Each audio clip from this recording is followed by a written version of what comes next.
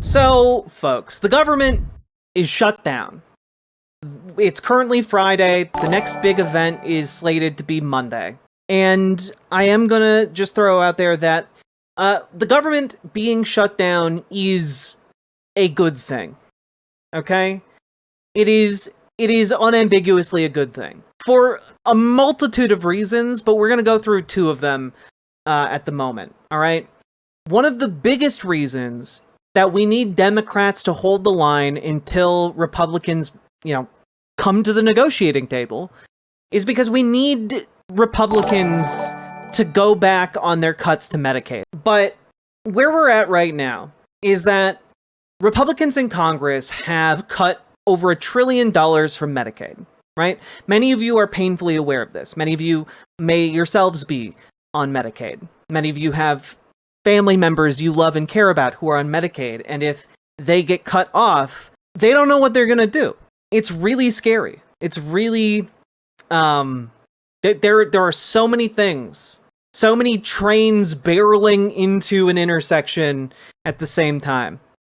And on top of that, one of the things that got gutted by this is the program that allows for subsidies to lower health insurance premiums. That is the amount of money people pay every month to have health insurance. Most states in the country use money from the federal government to subsidize their health insurance premium programs.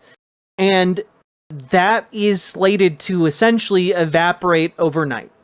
And what that is going to do is, in many cases, more than double your insurance premiums. It is going to be an incalculable amount of damage, and it is going to lead to not just thousands, but tens of thousands of people dying because they cannot get the healthcare that they need to live.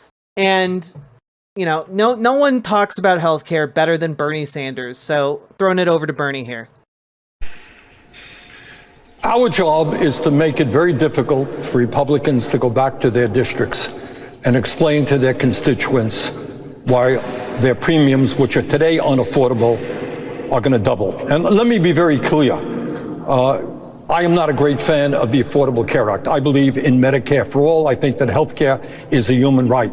But I will be damned if I'm going to see people in Vermont and around this country see a doubling in their premiums when people today can't afford housing, they can't afford health care, they can't afford child care. We can't allow that to happen. He's right. He's right. Son of Nanis, thank you very much for subscribing. Appreciate you. He's right. Like, that is one of the most immediate effects. And this is one of the things that Democrats have been focusing on quite a bit, right? Like, the idea here is building political pressure against Republicans. Because, look, these people, when the government is shut down, they are either in Washington or they are going to their constituents. And even if they're in Washington, they know that sometime in the future, they are going to have to look at their constituents, and they need to at least be able to plausibly lie and say that, they did something to try and protect them, but the president was too strong. Here is... But this is the issue, because the fact that Democrats have focused on this being around healthcare has made Republicans in the Senate, go a bit mask off. Here is Senator Roger Marshall of Kansas talking about Medicaid. And having Medicaid is not the same as access to healthcare. Who in the world even thinks that could be the case? Talk to any doctor, talk to any patient that has Medicaid. Ask them, let's say that they've got a herniated disc in their back. Ask them how long it's going to take to get in to see a neurosurgeon. It's going to take 6 months. It's going to take a year. So in reality, probably less than half of doctors in a true measure participate in Medicaid. This is just a lie. By the way, this is just a lie. It's got to be the most failed system, the biggest waste of money I've ever seen. There are better solutions out there than Medicaid. And yet, despite the fact that Republicans keep claiming they have better solutions than the Affordable Care Act, than Medicaid, etc., they seem unwilling to ever provide any of those solutions. They seem unwilling to ever actually talk about what those solutions might be, other than, I don't know, what if we just let them die in the gutter? What if we just let sick people die in the streets?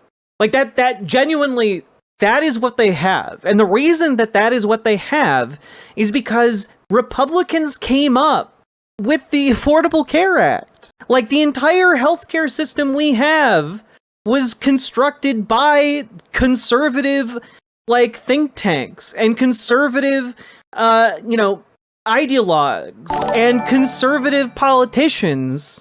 Did you hear Mike Johnson put the House on vacation? Yes, I did. Mike Johnson is just, he's got his own things going on. I don't want to go too far afield and talk about that, but thank you for the $10 super chat, Nathan Nielsen. Yeah, they have concepts of a solution, and, let's all talk about how good concepts are when you need medical attention. Oh, well, I have concepts of medical attention for you is not going to cut it when you need medication or surgery. Okay? So, yeah, the Heritage Foundation, the think tank that came up with Project 2025, was the organization that came up with the Affordable Care Act.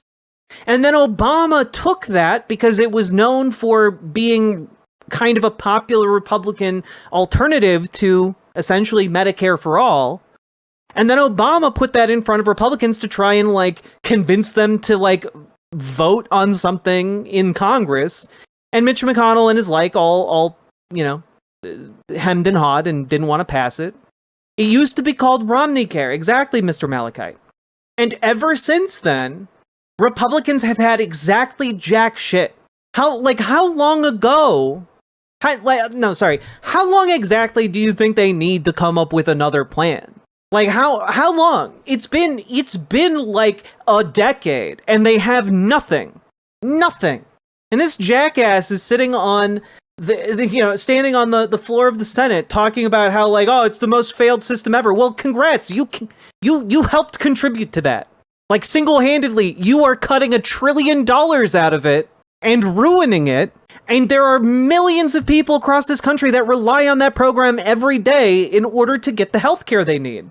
I'm confused why be against a plan their side made, because ultimately their plan is no one should have health insurance unless it's through the private sector.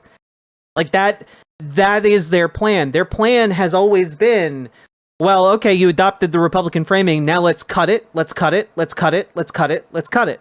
Okay? And all, like, when we talk about Medicaid, again, Medicaid and Medicare, two different things, but when we're talking about Medicaid, it's like one of the single most popular programs in the United States, like second only to, like, Social Security. But they want to defund it so they can give all of that money to rich clowns like Jeff Bezos and Mark Zuckerberg and Elon Musk. They want to write a big old check to these people so that, they can buy a new spaceship to help them escape the planet that they're destroying. Ultimately, they don't care if every single one of us dies and they get to live in their little Elysium space station somewhere, as, like, techno kings. They keep crying like whiny kids. They need the culture war BS to distract the masses. Exactly. And, like, it sucks because, like, the culture war stuff does matter. Like, Democrats need to actually be able to defend trans rights. They need to actually stick up for the rights of, like, African Americans. They need to actually go to bat for, like, indigenous people, et cetera, et cetera, et cetera. Like, they need to actually have a spine and be rooted in principle and, like, not just fight for, like, tax subsidies, but for, like, a better future, period. Or at the very least, like in this case, Bernie Sanders is going in front of the nation and saying essentially, like, I'm not a fan of the Affordable Care Act, but, like, we can't like let them do this because the suffering is going to be immense. All of that being said, I want to throw out there the Democratic plan so far to hold the line and to focus on healthcare has been relatively effective. Washington Post put this out today. We asked maybe yesterday. We asked 1,000 Americans who they blame for the shutdown. Here's what they said, and I think that this breakdown is devastating for Republicans.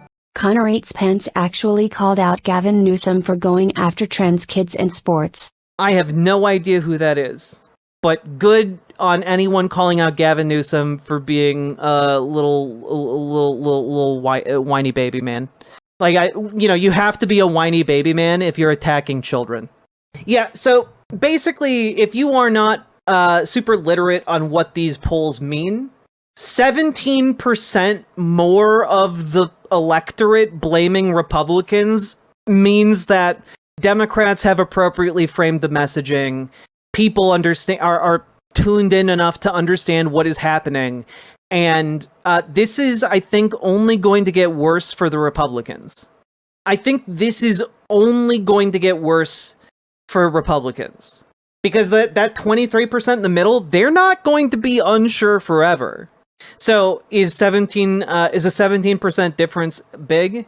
Well, let me put it this way. Like, trans people are like, what, 1% of the population, and like they're like, I don't know, 3 million trans people in the United States? Just to like extrapolate a little bit, 17% would be a pretty big difference. If every percentage point is like a few million people, kind of adds up, right? Kind of adds up to like 51 million people. And I know that I'm very much generalizing here, but like to get across, like, that is a sizable chunk of people who know what is happening with this particular shutdown. Most people aren't plugged into it like this, even during around other shutdowns. But the fact that the narrative is going against the Republicans really speaks poorly about how this is going for them. New York went to Kamala Harris by less than 17 points. Yeah, like we're talking like any kind of election that is like plus 10 is kind of considered a blowout. We're talking like way more than that. So this is good. And I think that this is only going to get worse for them as time goes on. I think that also is why we might be seeing a change in rhetoric from some of the biggest movers and shakers in the Democratic Party. Now, a lot of you guys know I have a bunch of problems with Hakeem Jeffries. I do not like him. I think he's a loser. I think he's lame. I think he's bad at like basically everything he does in politics. For example, like about a month and a half ago, Charlemagne the God called him Apak Shakur, which is incredibly funny. And it took him several weeks, guys, but he finally came up with an excellent comeback. And I'm just going to read this directly from the New York Times. Mr. Jeffries, in a statement, said that, quote, charlatan the fraud has no idea what he's talking about, as music industry luminaries like Birdman, Beanie Sigel, Fredro Starr, and NBA Youngboy have repeatedly made clear. I don't know music, so I probably did not say those right. But like, I'm sorry, my point of reference here is the 90s show Seinfeld. Can we throw this up there? Yeah, here we go. Some shrimp. I brought it up for everybody. I have to say, this proposal doesn't make a whole lot of sense. Well, you never know. Let's see how many I can fit in my mouth. George, the ocean called. They're running out of shrimp. Oh, yeah, Riley? Well, the jerk store called. They're running out of you. What's the difference? You're their all-time bestseller.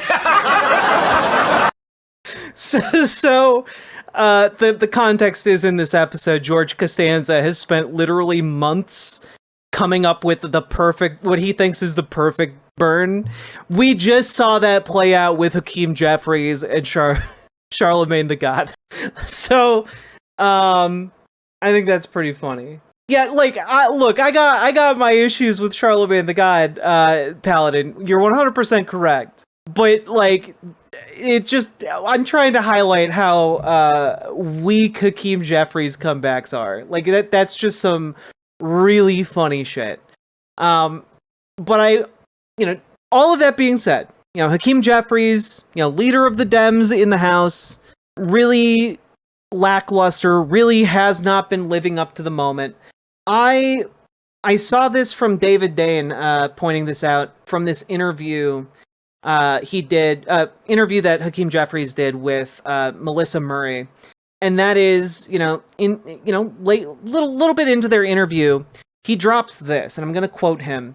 At the same time, in the Democratic proposal to continue funding, we've also indicated that we can't simply proceed as if this is business as usual. If we reach a bipartisan agreement, then we've got to make sure that there are enforceability mechanisms to ensure that the agreement that was reached is actually kept and that the Trump administration follows the law.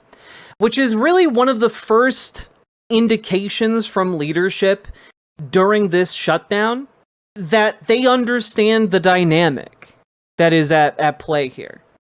And that the dynamic is, in fact, the Trump administration is just putting out, just ripping up the budget that Congress is approving. Wait a minute, we actually need mechanisms that will bind the president to the law, to the Constitution. And until those guarantees are met, there is absolutely zero point in sitting down and having negotiations. Because if Donald Trump is just basically going out there and saying, we're just not going to spend billions of dollars, and we're actually going to spend it on other things, there's no point. Zero.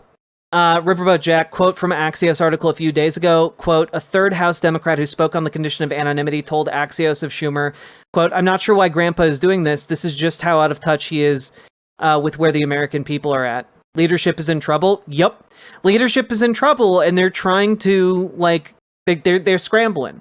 But I think that leadership being in trouble and needing to hold the line, I think that's good. I think that's really, really good. The fact that, yes, Jeffries is an empty suit, okay? He doesn't believe any of the things he's saying. He doesn't have any morals or principles. But what he does have is self-interest. He does have that.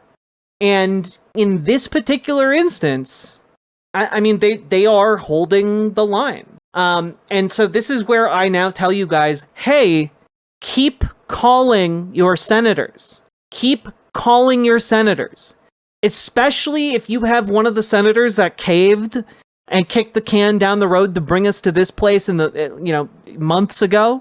Call them. And yes, these people should absolutely still be primaried, Regington Mogus. This is not saying, Hakeem Jeffries is so good. He's turned a new leaf. He's gonna be the best. He's one of the best Dems ever. No, this is me telling you guys, this is good. This is good news. But it also means you gotta keep reaching out. You gotta keep putting pressure on them to hold the line. Okay? You gotta keep calling. And I think that where we're at here really indicates that Democrats need to be willing to go to the mat on this. And if Republicans aren't willing to actually baseline, guys, to actually concede to holding true to the rule of law in this country, we need them to do that. And if they can't, if Republicans refuse to do it, then the government needs to stay shut down, at least until they're willing to meet the rule of law where it's actually at, and all of this is happening as the Supreme Court is continuing to kick cans down the road with temporary stays on TROs. It's all just awful shit. Republicans have zero plans on negotiating. Please watch this. No, Republicans don't have any plans to negotiate. Republicans have zero backup plan because they know they're all fucked. What is happening here is that Republicans have been backed into a corner. And they know that the only thing that is going to happen from here on out is they're going to get less popular. I hope the shutdown continues until No King's Day. Yeah, Nathan Nielsen, that is my hope. My hope is that Democrats can hold the line for as long as possible. Because I think when No King's Day rolls around, like a government shutdown with millions of people pouring out onto the streets in order to point out, hey, we hate this. We hate this. We hate this. And we also need to keep in mind a few things about National Guard deployment, right? And what you need to keep in mind is National Guardsmen don't get paid during a government shutdown, folks. The National Guard that Trump is relying on to deploy to places across the country, they don't get paid. They do not get paid until the shutdown is over. So if you are worried about like troops going around in cities with under the National Guard, there's only so long you can deploy troops without paying them. And what about the military? Well, the other element of this, folks, is that like if we get to the point where he is just sending military regiments into cities, not National Guardsmen being called up, but like the actual honest to God military, then we're in some uncharted territory.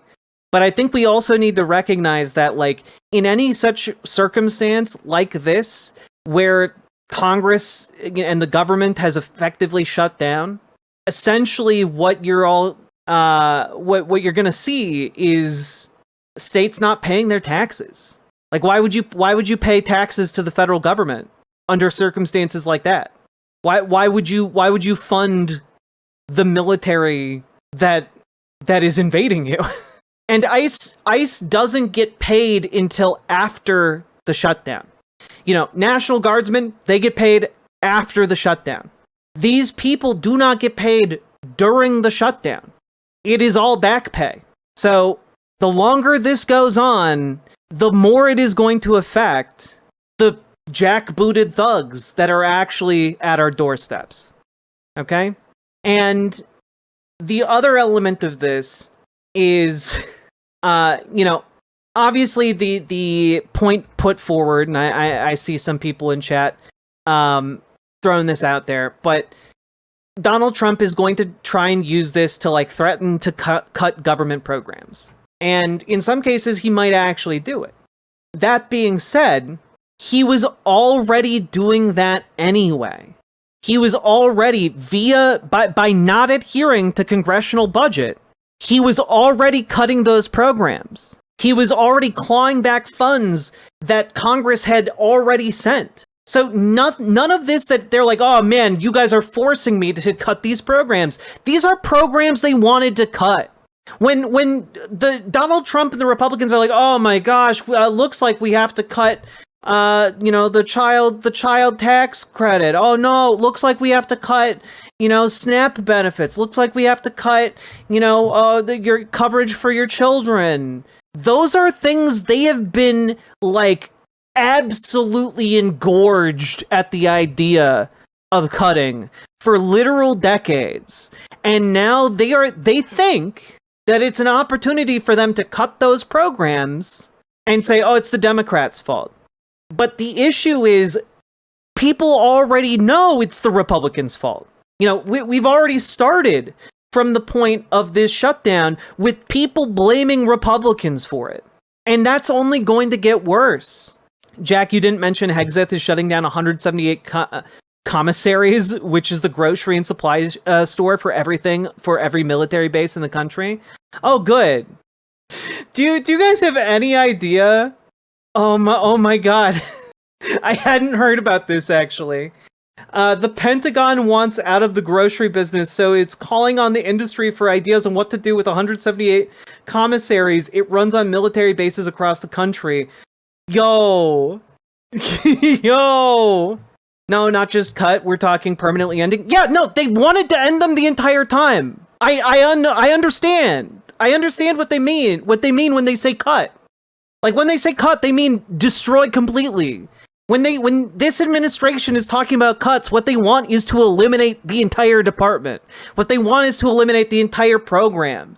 Like, they've already doomed millions around the planet to die by essentially trying to destroy U.S. aid. All right? They've condemned millions of farmers around the world to destitution by cutting U.S. aid. You know, you go, oh, look, the family farms are all going to fail in the United States now. I hope Republicans are happy. You know, like, like, I understand that when they mean cut, they mean ending, but like, it is devastating. Like, we're already talking about territory where tens of thousands of people are gonna die if these Medicaid cuts are allowed to go through. We're already talking about how we live in a world where without US aid, you know, millions of children are going to starve to death or die of preventable illnesses. You know, we already live in that world right now. And that's the world Republicans want. It is the one that they have been advocating for the entire time, and now they view this as their wet dream to make it all happen. And so when we're talking about whether it's CHIP or SNAP or Medicaid or any of these programs that keep people alive, Republicans want to end them.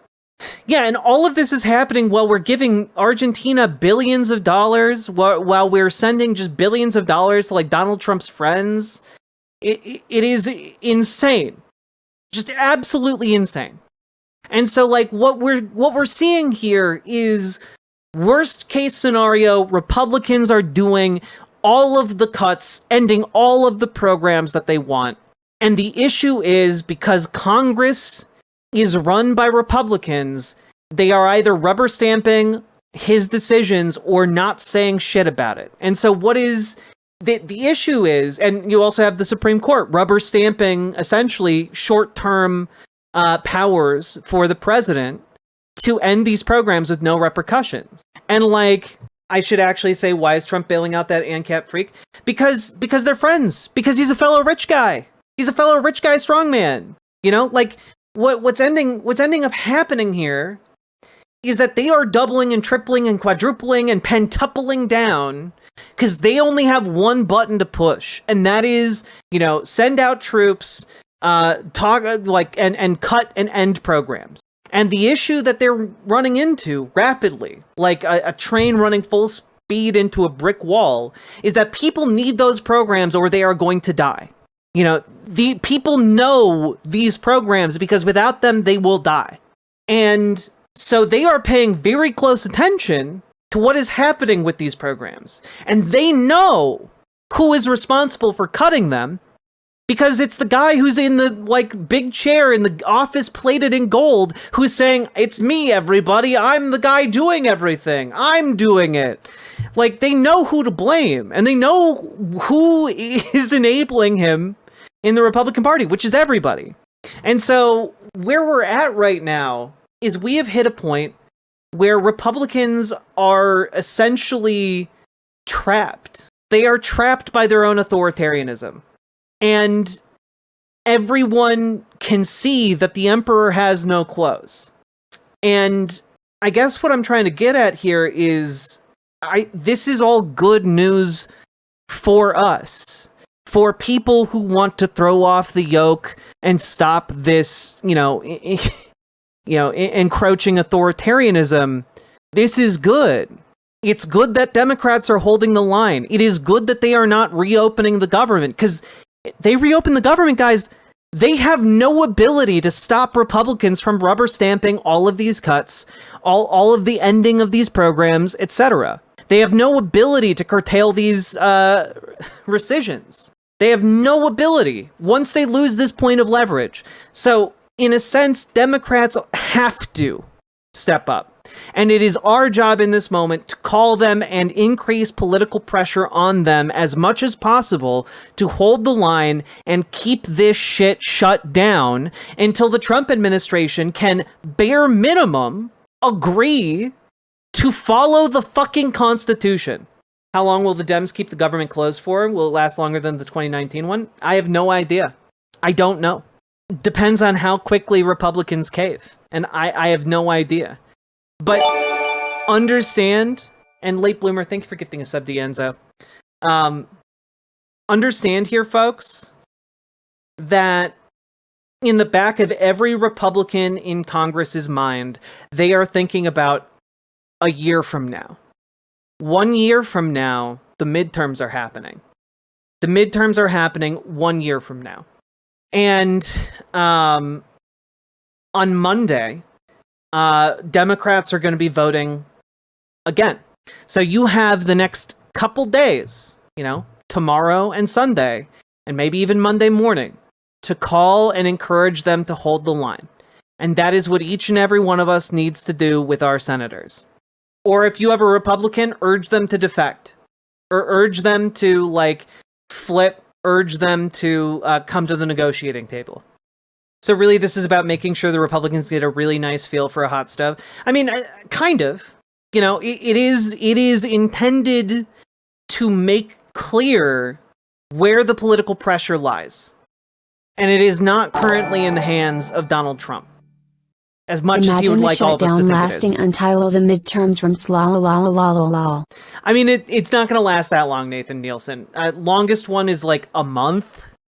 Longest government shutdown is a month. So it's gonna be a hot minute, What should I do about my representative? He is blaming liberals for the shutdown. Call him and let him know that he's full of shit. 35 days? Okay, so about a month. Awesome. Thank you, Lady Ringclad. Yeah, call your representatives, even if they're Republican, and let them know you as one of their constituents knows exactly what is happening and knows exactly how big a sellout they are to the country, to democracy, and to their constituents, right? So, that is where we're at. I know that this seems really dire, and the stakes are incredibly high. In fact, they are existential stakes. But if Democrats can hold the line, there is some genuinely good possibilities for a positive outcome here. And I don't want you guys to lose sight of that. Keep up the political pressure, and don't forget to like, comment, and subscribe. do those things, all right?